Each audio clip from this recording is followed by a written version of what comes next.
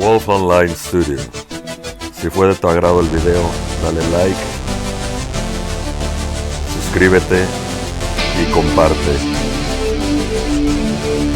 Gracias.